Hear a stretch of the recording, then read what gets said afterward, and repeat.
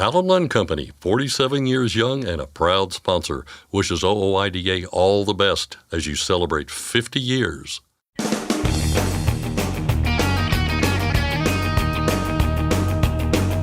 OOIDA, representing America's truckers since 1973, presents Landline Now with your host, Mark Reddick. Chances are you know someone who's been the victim of fraud in recent months or years. Law enforcement is aware of the rise in cargo theft and fictitious freight cases, and they're trying to do something about it. Truck Stop and the FBI have teamed up to fight back, and we take a look at the progress they've made so far with Julia Lauren, Truck Stop's Chief Product Officer.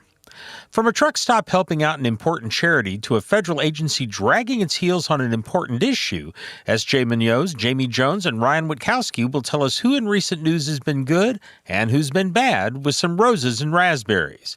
And finally, it's been almost 3 decades since OOIDA brought to light an extreme case of corruption in Tennessee law enforcement.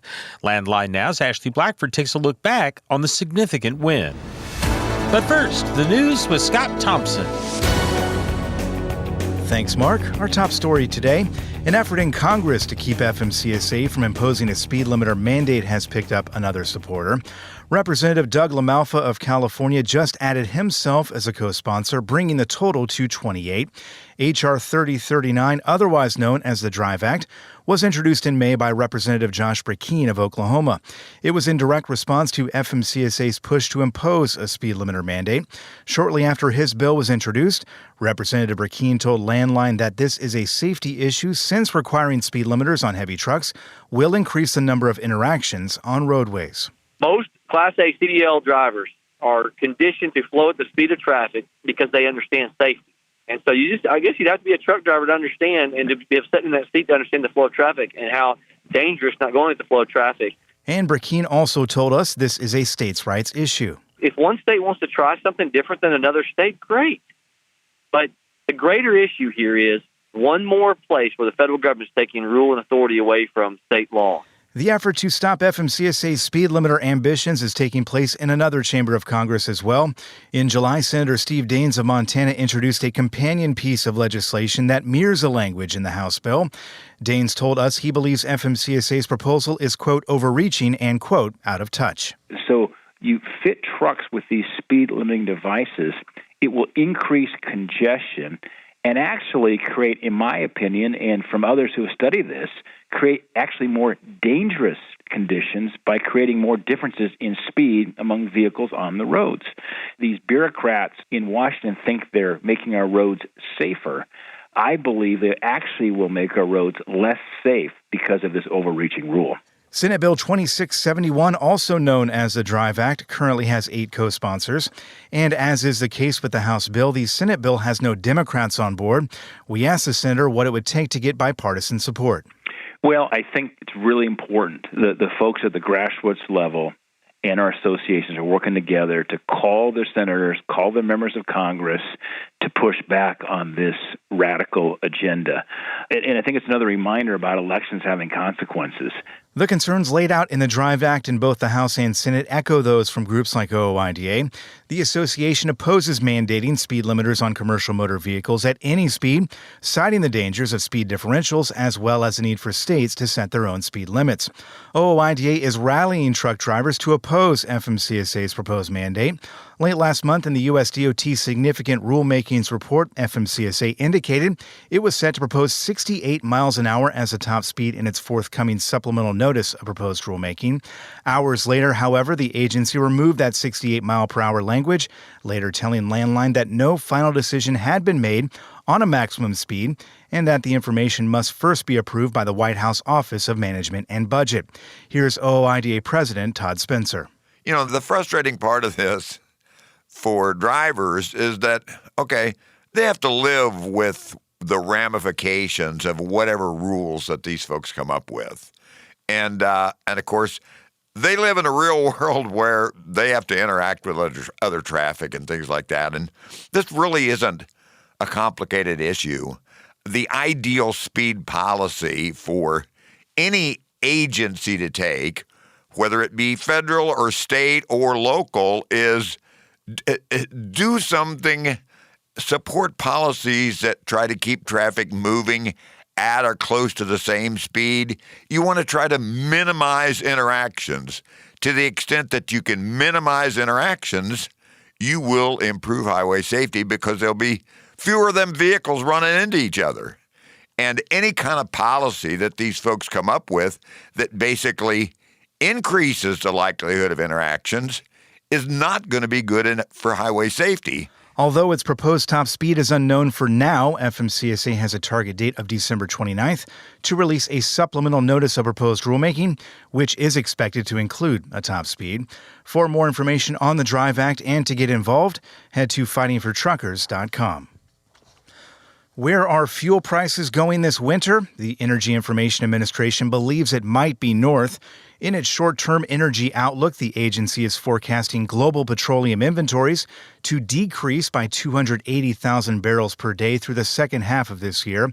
OPEC Plus production targets, as well as Saudi Arabia's voluntary production cut, factor heavily into that expectation.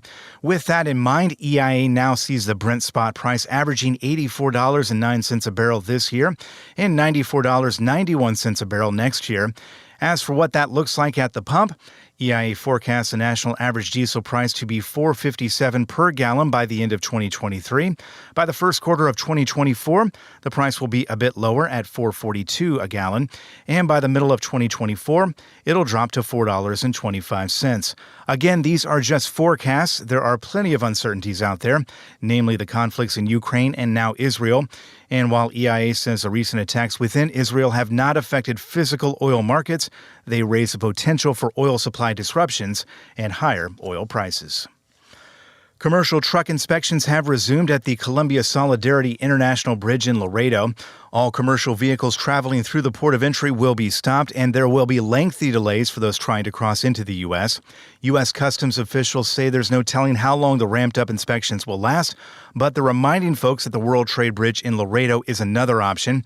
It's the latest chapter in Texas's crackdown on illegal border crossings. Disruptions have been numerous in recent weeks. As of this morning, the wait time for a commercial vehicle crossing the Columbia Solidarity Bridge into the U.S. was 3 hours. It was the same amount of time for the Isleta crossing in El Paso and for the Bridge of the Americas in El Paso. It was nearly 3.5 hours. And those wait times are on the far lower side of what has been reported in recent days. Truckers are reporting wait times of up to 16 hours in some cases. Earlier this week, Mexico's president called on Texas Governor Greg Abbott to end the border inspections. He said it was mucking up international trade, claiming that more than 19,000 trucks loaded with $1.9 billion worth of goods were being left waiting in Mexico. And finally, we have a winner in the increasingly popular event known as Fat Bear Week. The AP reports that Grazer, also known as Bear 128 to fans of Fat Bear Week and Alaska's Katmai National Park and Preserve, won this year's contest, handily defeating Chunk in the finals. Grazer is an adult female, often one of the fattest bears to collect salmon on Brooks River inside Katmai. Park officials call her one of the best anglers in the park, fishing day or night from many different parts of the river, even chasing down fleeing salmon. Grazer is one of an estimated 2,200 brown bears that call Katmai home. The annual contest drew more than 1.3 million votes from fans who watched the bears live online. That's Landline Now News for today. I'm Scott Thompson. Thanks, Scott. Next, we'll hear about efforts to combat fraud and cargo theft from Julia Lauren of Truck Stop. S.J. Munoz, Jamie Jones, and Ryan Witkowski bring us some Roses and Razzberries. And Ashley Blackford takes a look back at the OOIDA victory over the Tennessee PSC. We'll be back in just a moment with more of the program. I'm Mark Reddick, and this is Landline Now. Thanks for listening. Be sure to like and subscribe. If you want more content, go to landline.media to get updated news, information, and archived editions of our show. Once again, that's landline.media.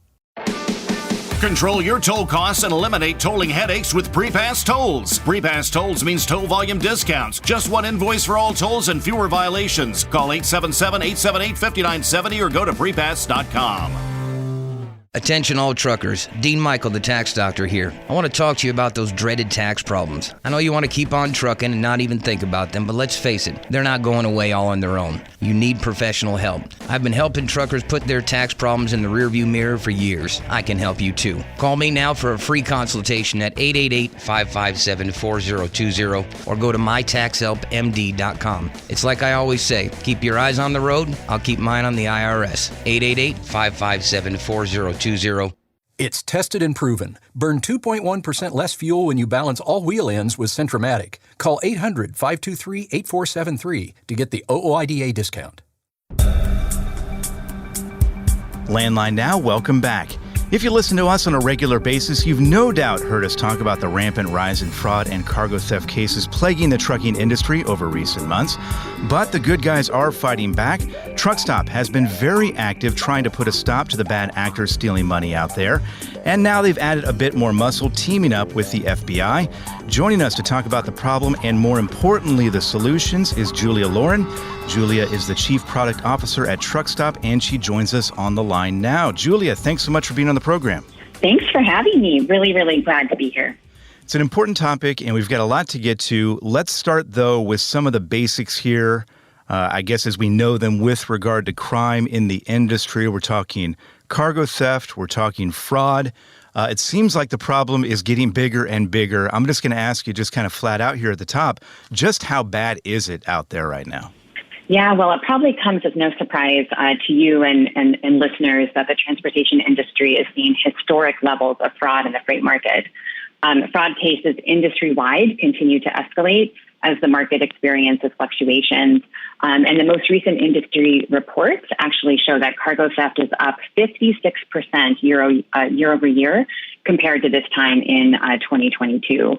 And not just that, but the bad actors are really getting savvier and savvier about how they obtain information to defraud truckers and brokers. We're also seeing these trends directly at Truckstop, where for decades we've been one of the chief lines of defense against double brokering, cargo theft, and other bad behavior. And in the past year, we've also encountered the highest levels of attempted fraud we've ever seen in our 28 years in business. More than 7,000 accounts were actually denied by Truckstop's fraud prevention in the last 12 months, really underscoring our dedication to combating this troubling trend and how much it's on the rise. Yeah, those numbers are staggering, and it backs up what we're hearing out there as well, and I'm sure you're hearing the same things from people out there, that it's really everywhere right now. So again, we're talking about two different things here. We're talking about cargo theft. We're talking about fraud. Let's start with the cargo theft, kind of the, I guess, more quote-unquote traditional means of criminals getting their hands on your stuff out there. You mentioned the numbers there. It's up across the board. And this is a problem that is really being waged on a bunch of fronts here, right? The thieves are coming at people from every different direction. Can you talk a little bit about that? Yeah, absolutely. I mean, I think now cargo theft is a category we used to think of something happening in a distribution center or at a truck stop. And those can certainly be, aspects of where the final crime is committed, but they actually start much earlier in the process in that supply chain. And they're starting earlier because essentially the bad guys have developed more digital ways of kind of infiltrating good guys, starting with identity theft. And then from there, the types of methods that we see just continue to expand, and the categories, almost seem to be popping up every day. So just off the top of my head, beyond identity theft and cargo theft, there's ghost trucks, there's front companies, there's cyber methods, there's misdirected loads, there's fraudulent carriers, there's fictitious pickups.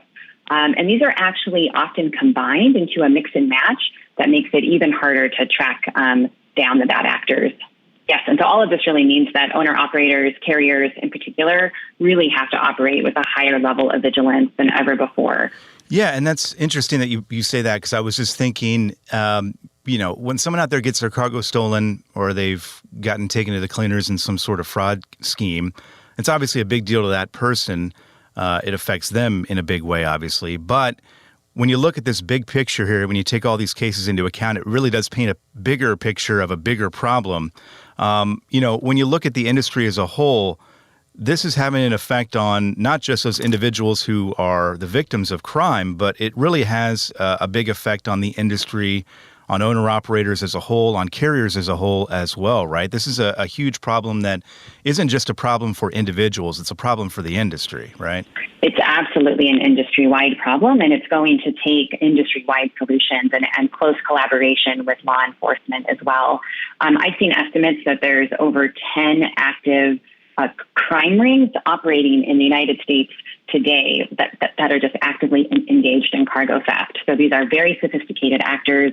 They, sometimes can lay kind of dormant in their tactics for months before they're ready to strike. And it's going to take a higher level of communication in an industry that's highly fragmented, and sharing these details so that law enforcement, the FBI, has the information they need to really take these bad actors to task. Yeah, let's walk down that road a little bit here. And you mentioned the FBI, you mentioned law enforcement, and I mentioned at the very top of our talk here that you have partnered up with the FBI, or maybe that's not the right term. Maybe the FBI is pitching in, or you can kind of explain how this is working here. But what does this partnership look like? How did it start? What's the goal? Yeah, absolutely. So because cargo theft spans geographies, industries, different types of modes as well, it requires a large-scale and collaborative effort to address. And so TruckStop has teamed up with the FBI through its major theft program to help them assess the evolving threat in the industry and collaborate as much as we can on ways to combat such growing threats. And their major theft program consists of really experienced agents who specialize in investigating these types of large-scale crimes. And so together we're digging into these emerging trends and tactics employed by thieves, evaluating signs of suspicious activity, to combat growing fraud and theft, and really educating the industry. So, for example, we recently held an invitation-only webinar for our customers that featured agents from the FBI's Cargo Theft Task Force unit, and they were able to provide expert insights from the field on, the current cargo theft landscape and tactical ways that people can safeguard their business and strengthen all of our defense against criminal activity. Yeah, can you go through some of those things that you talked about and the FBI talked about in that webinar? I mean, what are some of the things that people out there should be doing or should be looking out for to, prevent them from becoming a victim in the first place? Because that's obviously the place you want to start. Yeah, so in terms of prevention, absolutely. This really requires a new level of vigilance that owner-operators, carriers, and brokers, heretofore probably haven't been familiar with, but is absolutely required in today's world. So, one, protect your account credentials and other sensitive information to safeguard it from bad guys who are looking to infiltrate your accounts and to steal your identity. And that's just number one and very vital. And two, it's essential that you know who you are doing business with. Check phone numbers, check contact information, check it twice if you need to, really carefully to make sure there hasn't been a slight change in the area code or in the email address to make sure you aren't dealing with an imposter. And if you are taking a load from someone, who is new for you in terms of a new broker, I really advise that you exercise really high caution when working with that new broker to avoid falling victim to double brokering schemes. And I'd really say if a load looks too good to be true, it probably is. Yeah, and that's a tough thing, I think, these days especially, and maybe this is why things have gotten so bad in recent months and recent years, is that, as you know, the margins out there are so narrow right now. Rates are low. Yeah. People are struggling. They're trying to make sure that they can, keep on working. And you get something that comes along and it's a job and you're thinking, okay, this looks good. This looks legit. Let's go ahead and do it. But it is really easy to fall into that trap, right, of being a fraud victim. And you've got to be vigilant, and you've got to kind of know what to look for. And the things you mentioned there, I think, are really important in that if it is too good to be true, it probably is. Just making sure you're checking to make sure you're not getting taken advantage of. That can be a tough thing to do, though, for a lot of people, right? Absolutely. And as I said, it just requires a new level of vigilance and really critical thinking at every step in the process. And it also requires, I think, things that perhaps we're just not used to in the freight industry that's so highly fragmented. And that is that we really have to communicate, like hyper communicate with other stakeholders in the life of a load. This is part of the vulnerability that the bad guys exploit. Is there's so much fragmentation in the industry. Cargo gets touched by a lot of hands, from brokers to shippers to carriers to distribution centers, and they really exploit it. So it requires higher levels of communication, both in companies and between parties, for the entire life cycle of a load to actually, stop fraud in its tracks. The FBI, as you mentioned, is active. Law enforcement across the board obviously is aware of this issue. Are you aware? Are we making any progress on all of this? Maybe it's too early to kind of say that, but are we seeing some steps in the right direction with regard to putting an end to all this? What we see that is promising is a new willingness across all fronts to report, to report issues of cargo theft and identity theft as they're happening, and to really share that information both with others in the industry and with law enforcement. And that's what's really essential here as well. Previously, cargo theft investigations have faced a lot of difficulty due to lack of reporting and lack of sufficient details that are necessary to track cases effectively. So if you are able to report a cargo theft, if you're a victim of one or you witness one, in addition to reporting to the local police at both the origin and the destination, the FBI wants to hear from you and takes your concerns very seriously. You can report it online to the U.S. Department of Justice. You can report anything that is involved in a cybercrime to the Internet Crime Complaint Center. You can report directly to tips.fbi.gov or call or visit your local FBI field office. And these are really important ways that you can do your part to help fight cargo theft in our industry. That's interesting you say that. I mean, were there cases that weren't being reported as much in the past? Obviously, you would think that, right, if you're a victim of one of these things, that you're going to report it and try to get to the bottom of it and do what you can to get it resolved. Is that kind of an issue in the industry? Or are people, I guess, typically not reporting things that maybe they should be?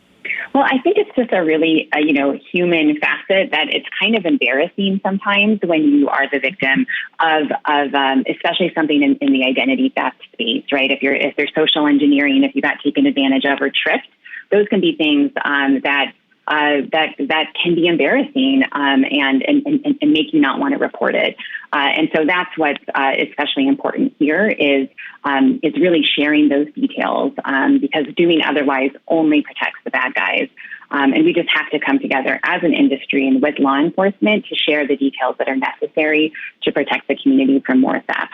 I'd also say that the more we share, the more we can gain additional government funding and resources to fight cargo theft. If it's not reported, it's not known. And as we see that, unfortunately, states have had budget cuts and have cut, their kind of state focus on investigating cargo theft.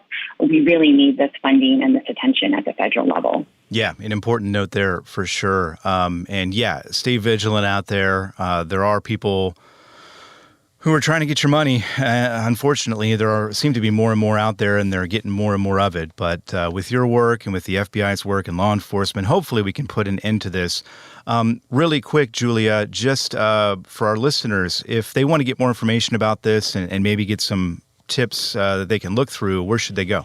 Yeah, absolutely. So with the threat of these crimes at a really an all-time high, we've also taken it upon ourselves to inform customers of best practices. And we actually have something called Fraud Prevention Friday, which is a weekly educational series focused on preventing fraud. And you can find on our blog at truckstop.com. You can find on YouTube. And we are happy to help get your feedback, get your comments, and what you want to hear from us. Julia, great advice all around, great information. Important to note here that I think the good guys greatly outnumber the bad guys. So if we do work together on this, hopefully we can put a stop to all this madness that's going on out there. Julia, thanks so much for your time. We appreciate it. My pleasure. Thank you. That was Julia Lauren of Truck Stop. We've got to take a short break, but don't go anywhere. Landline Now is back right after this. Firestone tires are for more of everything. more miles for every tire dollar, and more confidence in your fleet. At Firestone, we help fleets save with dependable value. Find your local Firestone dealer today at firestonetire.com/dealer. Ready to make more money? Use a better load board. For a limited time, get 50% off Truckstop Load Board Pro. Just go to truckstop.com/go and enter promo code READY2023 when you purchase Load Board Pro. When it's time to overhaul your truck engine, help protect it by insisting on a genuine Vibratech TVD crankshaft damper. Heavy duty, absolute premium quality, and they're made right here in the USA. Find a dealer at vibratechtvd.com. Landline Now, welcome back. Has your senator or congressman made you happy lately? Did the truck stop make you kind of sad? When they do either one, here at Landline, we have a special way of responding. Ew. We call it Roses and Razzberries. Staff writer S.J. Munoz keeps track of such things for Landline Magazine and for our program. S.J. is here now with the good, the bad, and the ugly from recent news. Hello, everybody. We are back with another edition of Roses and Razzberries. I'm Landline staff writer S.J. Munoz, and joining me is Landline managing editor Jamie Jones, as well as Landline staff writer Ryan Witkowski. How are we doing today, guys? Hey, we're doing good. I'm fantastic. You know what? He nailed your name this time. He did. You've been practicing. It's one of those things where you kind of just like, you don't overthink it, you just let it rip on that one. So. Yeah, even a blind dog finds a bone. Come on. Attaboy. All right, so why don't we go ahead and get into the raspberries while we're at it? All right, well, let's do it. These are for the just far too common framing of certain safety reports that come out. In this case, we're going to talk about the results of Operation Safe Driver. Mm-hmm. Now, I am not going to bag on safety blitzes or campaigns or anything because there's enough boneheaded drivers out there to obviously justify it. Okay, so that's not at all what we're doing here. But more times than not, the numbers after these blitzes happen are just regurgitated by news outlets, and I use news outlets loosely, without delving into any sort of meaning. You know, what are we actually looking at here? It's almost like a shock value thing sometimes where you're just like, oh, look how many crashes there is, and that's it, and that's all they tell you. And so many times it's just confirmation bias. They want to believe that big trucks are the danger on the road, and so a lot of outlets will just run with them. Well, and I'm going to throw a lot of numbers at you, but bear with me here. This year, CVSA Safety Blitz reported 11,400 and some odd traffic stops of trucks and passenger vehicles engaging in unsafe driving. Now, specifically on speeding, that resulted in 2,634 tickets and 4,592 warnings to trucks. Okay, so 2,600 tickets, almost 4,600 warnings. Passenger vehicles received 1,860 tickets and 1,164 warnings. So it was just flip-flop almost 1,900 tickets and a little over 1,100 warnings. So truck drivers actually received more warnings than tickets. Okay? And passenger vehicles received more tickets than warnings. And for those of us who have had the delight of being stopped. Yeah, that's one way to put it, delight. Yeah. On occasion, yeah. I've dabbled. By a police officer. We know a warning is a documentation. You know, you were breaking the law or the speed limit or whatever, but it really wasn't egregious enough to warrant the ticket. So we had truck drivers getting pulled over and slapped with, almost 2-for-1 warnings where just, car drivers were getting nailed with this. Passenger vehicles, they actually received 64% of the speeding tickets issued during the week. And truck drivers were only given a citation 31% of the time when they were stopped for speeding.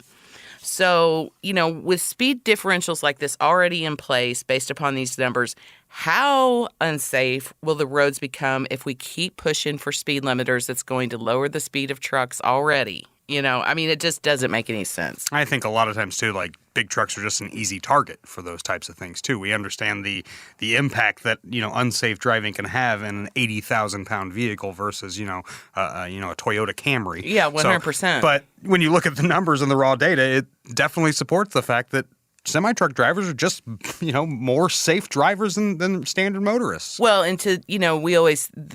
in a car truck crash, the car is going to lose. Again, it's simple physics. But, we covered a wreck last week on Landline Now in the news, Scott Thompson did, and it was something like a Toyota Camry or a Nissan Altima. Oh, yeah. It was a Nissan that totaled a semi. Yeah. Rear-ended the semi under the trailer, flipped the truck and trailer because it was going so fast and killed the truck driver. Yeah. So, those little Nissan Altimas can do some damage. Yeah, in the, anybody, wrong person behind the wheel, it's definitely a dangerous situation, regardless of vehicle. Exactly. Well, and some news that will actually benefit truckers. Okay. Roses for the Travel Centers of America's annual Roundup campaign that benefits the St. Christopher's Trucker Development and Relief Fund. This year, between Memorial Day and Labor Day, participating TA, Petro, and TA Express location customers contributed nearly $153,000 to the St. Christopher Fund. Now, that money's raised by customers rounding up their purchases to the nearest dollar, and that's directly donated to support professional drivers who are out of work due to an injury or illness. In a statement, Debbie Bofa, CEO of TA, said, quote, "The work of St. Christopher's Truckers Relief Fund aligns with our mission to return every traveler to the road better than they came, and we are committed to helping ensure professional drivers have access to critical resources during times of need," end of quote. Through its Roundup campaign and other initiatives, TA has raised more than $3 million for the St. Christopher Fund, according to the company. So congratulations to another year. I guess we should probably be giving the congrats to the TA customers rather than TA. But hey, thank you for facilitating that as well. Yes. All right, so Pilot Flying J also actually recently handed out some cash, and this was part of its annual Road Warrior contest. The 3 winners even were all OOIDA members, so maybe a double rose on that. I don't know. Can we do that? Are we allowed? Let's go ahead and call it that. You certainly toot your own horn on yeah. All right, roses to grand prize winner Don Kraus, as well as runner-up Robert Palm, and Angelique Temple was actually came in 3rd place. Just a little bit of details on each of the winners here. Kraus is a life member with more than 50 years in trucking. He received $15,000 as the grand prize winner. It's a nice little chunk of change. Yeah, it is. Yeah. And then he actually drives for Boyd Grain in Indiana, and he's heavily involved with the Reese Across America organization as well. And kind of just looking at his truck, you'll see that very quickly. About 70 pictures of military veterans. Some still we living. got to see it. Yeah, he actually stopped by on his way had a route up to Omaha and kind of. Sometimes it works out well there, and he was able to stop by, and we talked to him in person, so that's kind of nice. Actually, OOIDA's president, Todd Spencer, caught a look at the truck and had to go take a lap around it. So it is definitely eye-catching. And then as far as Palm goes, he's also a life member based in New Mexico, and he's been driving for more than 40 years. In 2015, he founded Truckers Final Mile. This is to assist in reuniting truckers with their families after the event of loss of life or just a tragic occurrence, and he received $10,000 from Pilot for this honor. Obviously, an organization we've talked about numerous times, and they do a lot of good work that is not easy, but obviously it's necessary. Well, and honestly, it's something for families in the worst possible time of their lives, just to have a literal angel on earth helping them out.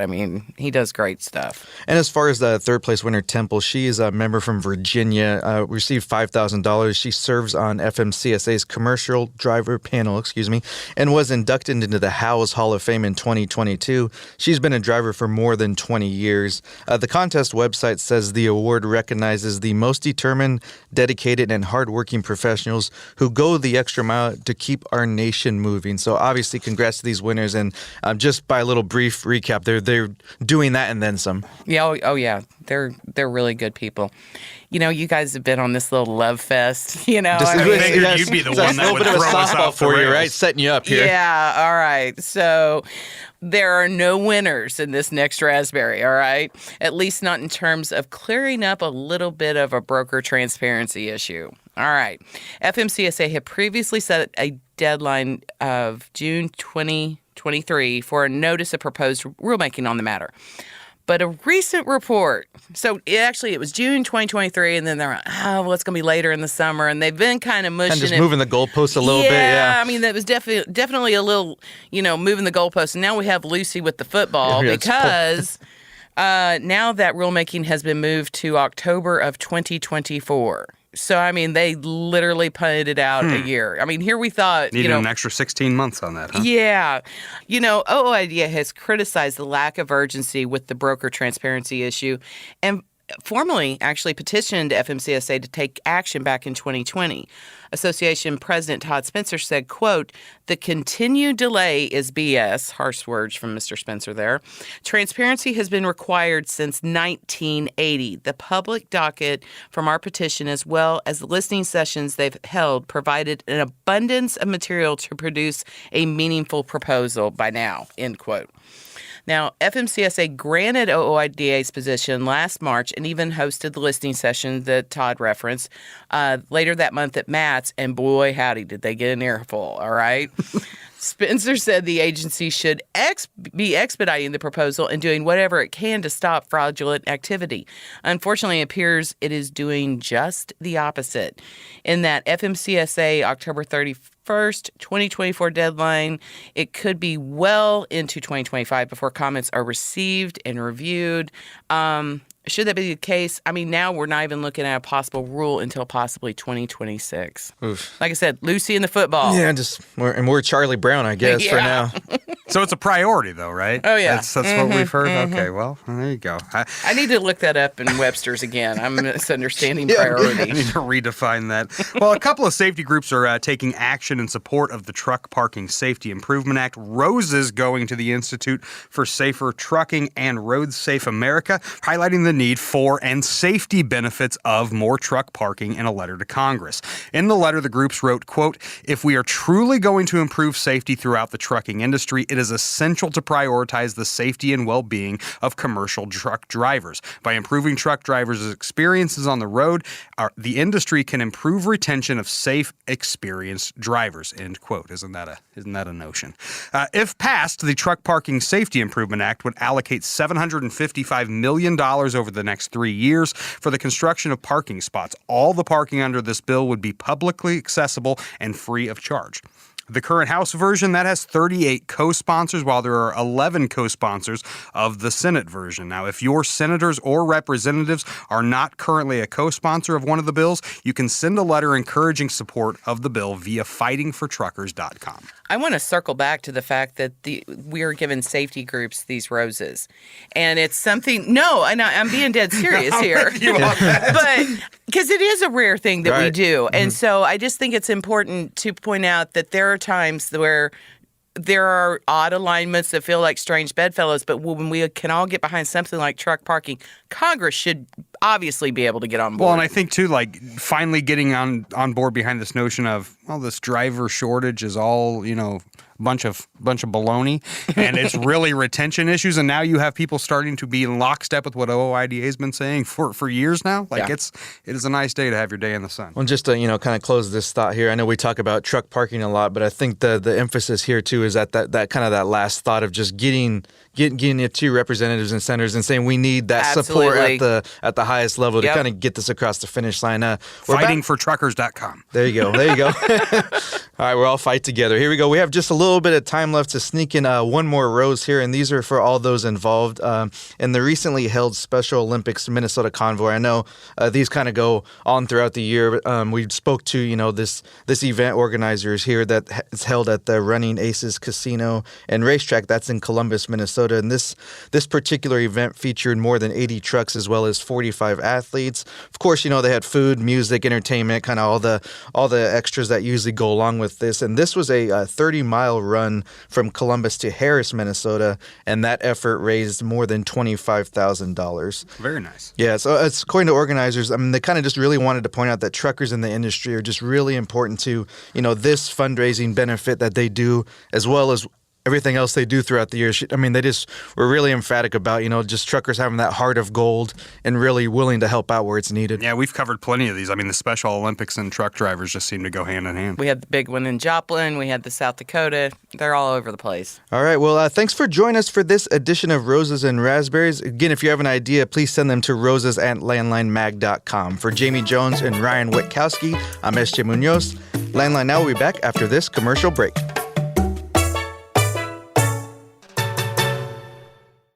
Since you started, what you've loved about trucking is the freedom. heading out on your favorite route, a good driving song, and thinking about truck insurance. Well, maybe not that last one. That's why we're here. At OOIDA, we have a full range of truck insurance products, expert advice, and great customer service, helping you get the right coverage for your operation. Go to OOIDA.com, because your job is to drive. Our job is to help with everything else. Landline Now, welcome back. It's time for another of our 50 on 50. 50 significant events from OOIDA's history in celebration of the association's 50th anniversary. It's been almost 30 years since OOIDA made a historical decision that brought to light an extreme case of corruption in Tennessee law enforcement. Back in 2019, Landline Now spoke with Gary Blackburn, who served as OOIDA's legal counsel in Tennessee for the case. It all began when the association started getting complaints from truckers about unfair treatment and warrantless searches from the Tennessee Public Commission for years. But Blackburn says things really came to a head when OOIDA's former president, Jim Johnston, was appearing on a local radio show.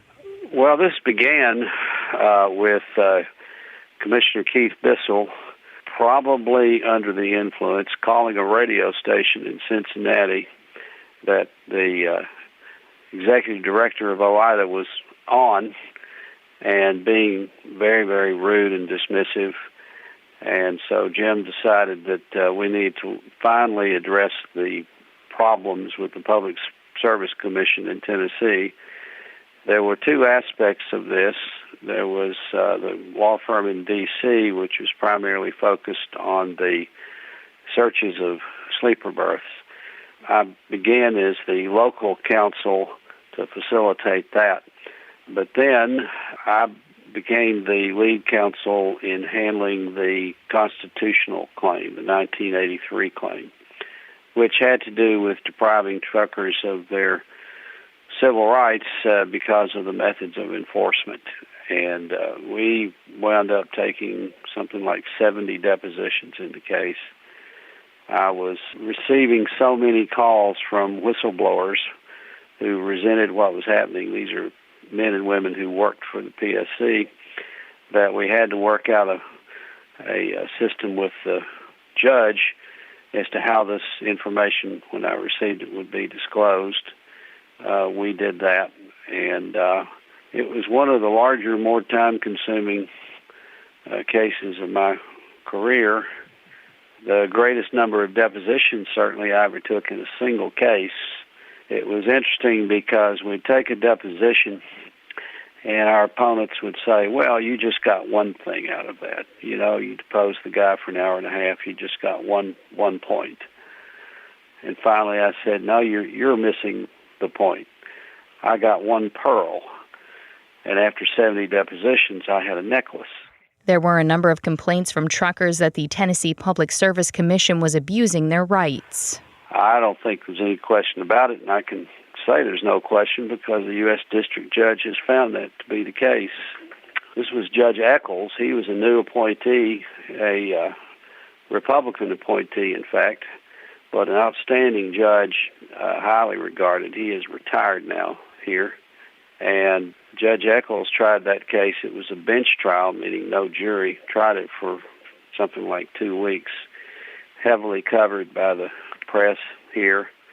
We have in Tennessee something called a sunset law. A lot of states have this, designed to keep the size of government under control. So you'll have a state agency every few years, unless the legislature affirmatively agrees to renew it.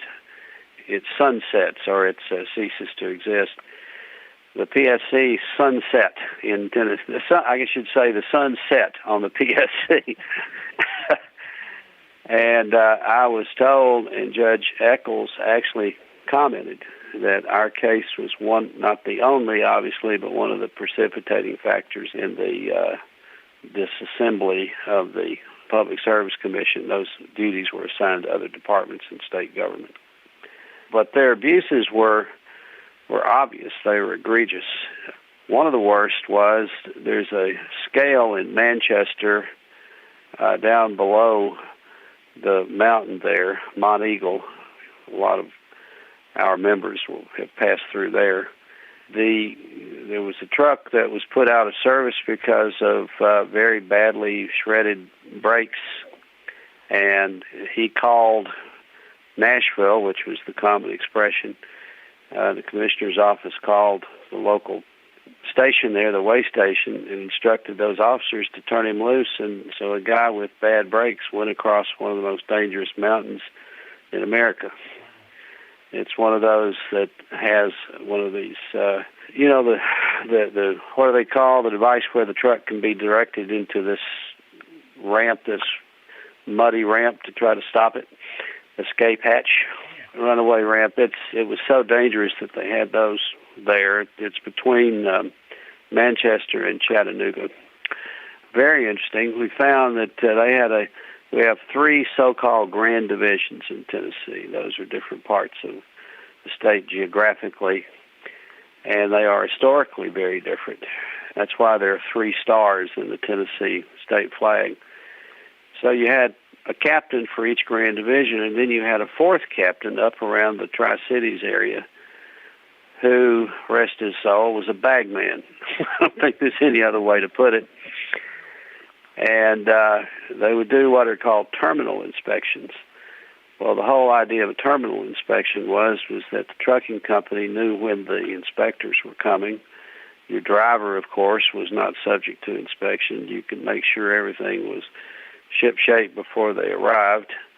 And then if you passed, you would get one of the CVSA stickers you put in the windshield, and that was your get-out-of-jail card for 90 days. You wouldn't even be inspected. And the problem is that was primarily available to Tennessee trucking entities. You know, they're not going to cross state lines typically to inspect a terminal. So you would have trucks coming into Tennessee very much subject to inspection as opposed to those headed outbound.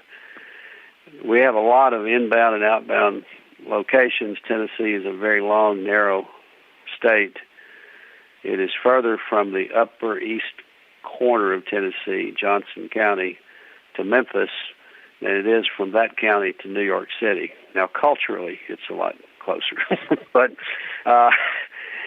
so anyway, very, very interesting. There was on one of these instances, while they're doing the inspection at this trucking terminal, this upper East Tennessee captain is selling tickets for a fundraising event for Keith Bissell or others. So you have fundraising in the presence and at the same time as inspections. I think that was particularly disturbing to Judge Eccles. Blackburn recalled how the call to former President Jim Johnston went when he got the verdict. So then I went back up through it and read down through it, and we had won on essentially every point. And he had found that the PSC had violated the civil rights of our class of plaintiffs, OOIDA members. So I was so excited, I didn't want to just stick this in the mail to Jim. So I called him, and with this case pending, there was no trouble getting him to take my call. And I saw what was quoted there, and I do recall saying that, Jim, you could not today slap the smile off my face. I started reading portions of it from the opinion, which I, of course, then faxed up to him. And I wasn't, of course, the comment, we kicked ass was something he said to his colleagues after the phone call. But I remember it very well. It was very, very exciting. And we were then in the position of seeking attorney's fees. And OOIDA got close to $600,000 back. That was Gary Blackburn, one of the attorneys who helped OOIDA score a major victory against corruption in Tennessee. One of the end results of the case was that the Tennessee Public Service Commission ceased to exist not long after the suit was finished. For Landline Now, I'm Ashley Blackford. Thank you for tuning into our show. Be sure to join us again tomorrow. Thanks for listening. Be sure to like and subscribe. If you want more content, go to landline.media to get updated news, information, and archived editions of our show. Once again, that's landline.media. I'm a dad, a son, a husband, wife, I'm a writer, photographer. I farm. I'm a veteran. I love old cars, fishing, My kids. chrome, and I am a professional truck driver. And together, we are OOIDA. OOIDA was founded by truckers to stand up and speak on behalf of truckers. We've done that by combining the individual voices of our members into a single, powerful voice. Protecting your interests, defending your rights. Join us! Make your voice heard. Join OOIDA, the Owner-Operator Independent Drivers Association. Call 1-800-444-5791 or visit OOIDA.com.